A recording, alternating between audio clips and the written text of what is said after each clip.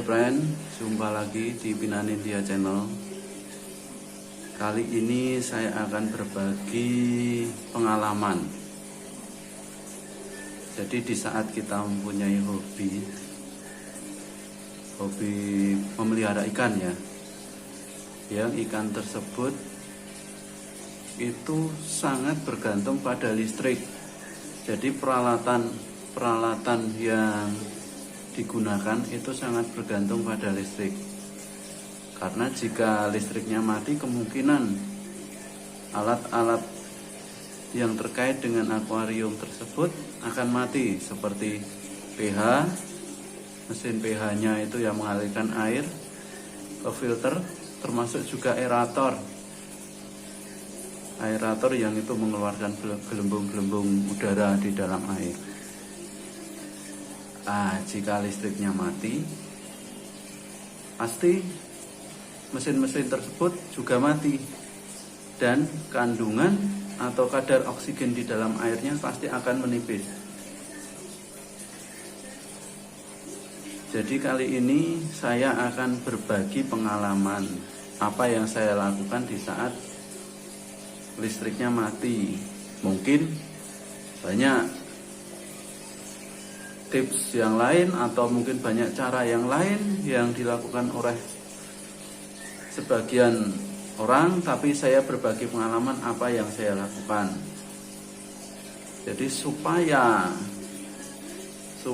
bisa untuk setidaknya bagaimana supaya untuk air yang ada di dalam akuarium tersebut bergerak. Jadi fungsi aerator di sini itu sebenarnya menggerakkan air. Jadi di saat air bergerak, itu kandungan oksigennya akan ada, atau gerakan air itu akan menghasilkan oksigen. Jadi aerator kita lihat yang di depan itu, biofoam yang di depan itu kan cara kerjanya dengan aerator. Jadi di saat aeratornya mati karena listriknya mati, maka air itu akan diam. Jadi seperti lohan itu di saat airnya diam, kemungkinan kandungan oksigennya akan menipis. Dan jika kelamaan airnya diam, maka ikan tersebut akan kehabisan oksigen dan paling parahnya bisa mati. Oke, saya akan berbagi pengalaman apa yang saya lakukan.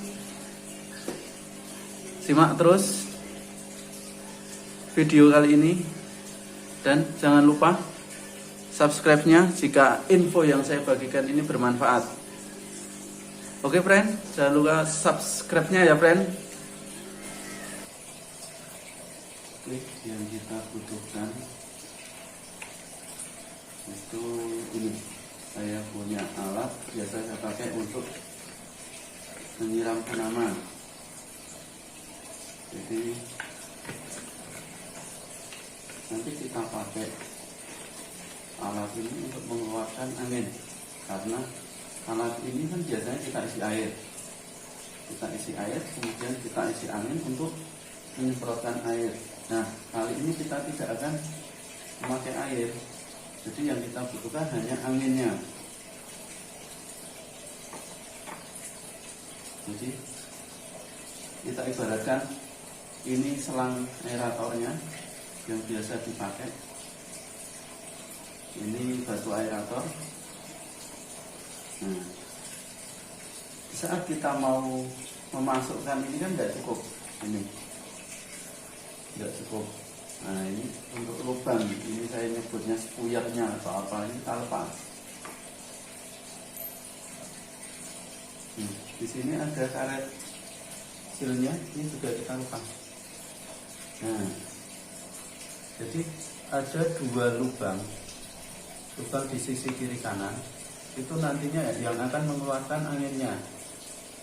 Nah, ini kita tutup memakai selang ini. Nah, kemungkinan akan susah, jadi bisa kita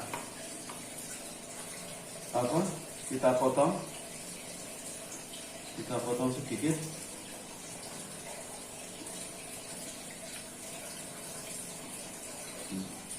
Ini potongannya kita coba masukkan.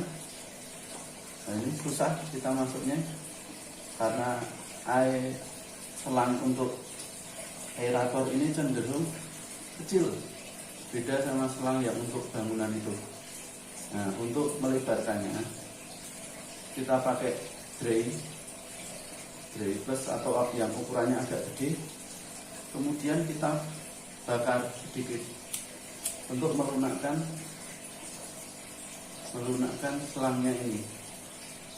Nah, sambil kita masuk keluarkan. Ini fungsinya untuk melebarkan selang.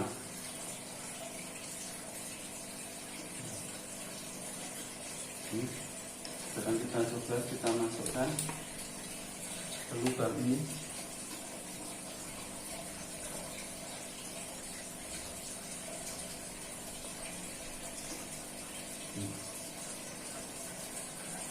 Masih agak susah.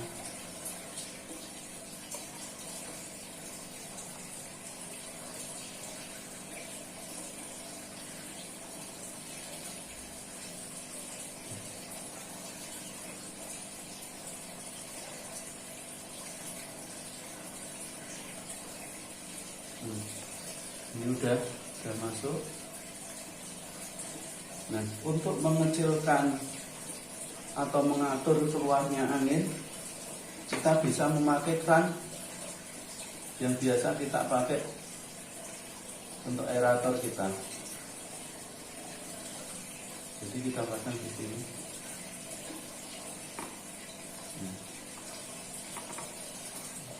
Ini bisa kita atur untuk keluar anginnya. Bisa kita besarkan, bisa kita kecilkan. Nah, yang kita lakukan hanya cukup memompa. Jadi jangan dipencet dulu.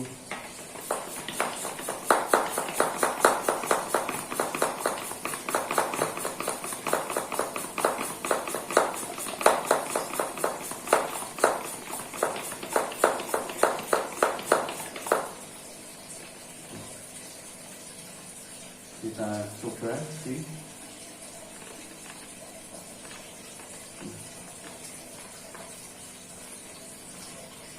Ini kita coba di akuarium yang bawah. Kebetulan kalau ini ikan saya yang bawah ini gupi, tidak perlu aerator juga, air anton saja tetap nyala, tetap hidup maksudnya. Nah, kita lihat.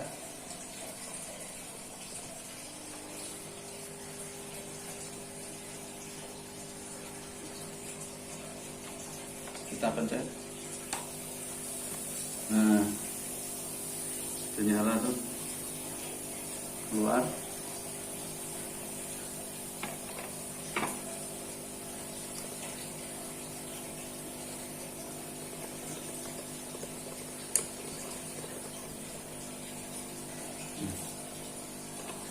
Ini bisa kita tambahi anginnya, ini kita putar. Nah, seperti itu.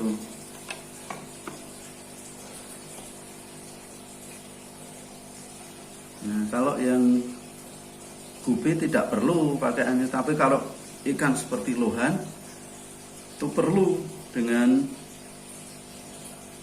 aerator supaya airnya tetap bergerak dan menghasilkan oksigen. Oke, kita coba aplikasikan ke akuarium lohan. Jadi kita akan lihat seberapa kencangnya airnya di saat kita memakai semprotan untuk menyemprot bunga atau menyiram tanaman ini. Jadi saya coba matikan dahulu untuk mesinnya, jadi biar terlihat.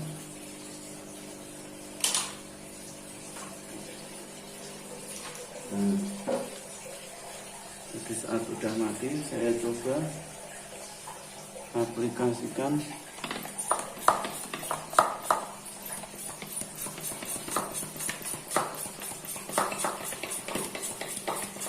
aeratornya yang saya buat dari ini.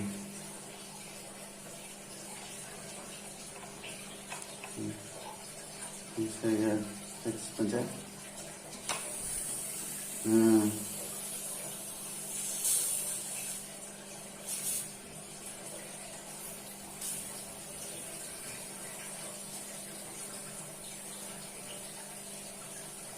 lumayan kan?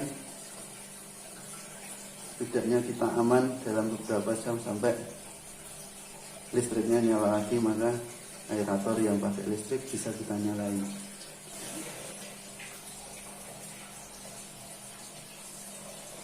Oke, sekian dulu tips yang saya bagikan kali ini. Semoga bermanfaat. Jika info yang saya berikan ini bermanfaat, jangan lupa friend, subscribe-nya. Oke, terima kasih. Sampai jumpa di berbagi pengalaman dan tips selanjutnya. Assalamualaikum warahmatullahi wabarakatuh.